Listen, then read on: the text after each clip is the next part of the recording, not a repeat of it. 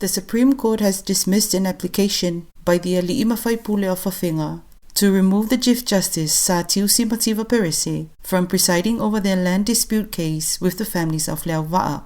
Justice Niava Matatua Tangaloa delivered the decision today. The application to remove the Chief Justice was based on his predetermining the issue before the trial, that he is a Catholic and Leauva'a is predominantly Catholic, and his refusal to provide transcripts during the hearings on the 3rd and the 4th of April 2024 of the application. The contempt of court application filed by Leauva'a against Afega will be heard tomorrow. The basis of the application is the refusal of Afega to honor the interim injunction order by Chief Justice Sa Tiu to stop work on the disputed lands. Leauva'a claims that Afega continued work against the order.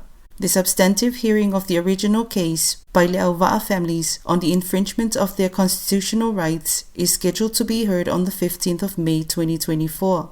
The legal battle between the two parties started when the Ali'i Pule of Afega last year implemented a court ruling of 1963 which named them as the owners of the disputed land. While a later court decision ordered the families be removed, a decision of the appeals court in 2018 ruled that the lower court decision was not proper. However, another court decision ruled to restore the eviction order that the Court of Appeals already ruled against, an action by the Ali'i Pule of Afega to clear the families from the claimed disputed lands using heavy machinery and machetes. This met opposition from families that have resided over the lands for over 50 years with their properties, plantations and livelihoods affected, hence the matter ending up in court.